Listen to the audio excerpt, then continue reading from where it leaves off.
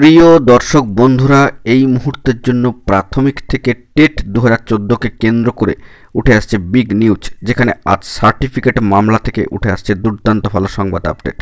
এইমাত্র সবটা দেখে নিন। অবশ্যই এই ভিডিওর মধ্যে সবটা আলোচনা করছি। ভিডিওটিকে সবটা দেখবেন এবং শেষ পর্যন্ত ওয়াচ করবেন, কোনোভাবে স্কিপ করবেন না। চ্যানেলটিকে সাবস্ক্রাইব করে নিয়ে সঙ্গে থাকবেন। চলুন কথাবার্তা না বাড়িয়ে আমরা মূল টপিকে ফোকাস করি। বন্ধুরা, চলে যাচ্ছি আমরা অন স্ক্রিনে।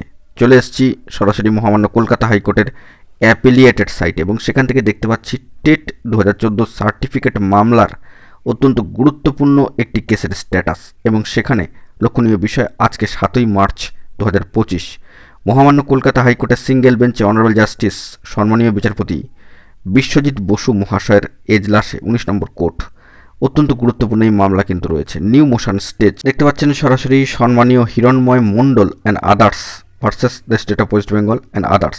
এই গুরুত্বপূর্ণ মামলা অবশ্য কজ লিস্টও চলে এসেছে। তো অ্যাপিলিয়েটেড সাইটের ডেলি কজ লিস্ট অনুযায়ী 19 নম্বর কোর্টে এই মামলার ক্ষেত্রে লক্ষণীয় বিষয় যে মামলাটি কিন্তু 11 নম্বর সিরিয়ালে অবস্থান করছে আজকের দিনের জন্য। 11 নম্বর সিরিয়ালে রয়েছে 7ই মার্চ 2025 এই গুরুত্বপূর্ণ মামলা নিউ মোশন স্টেজে।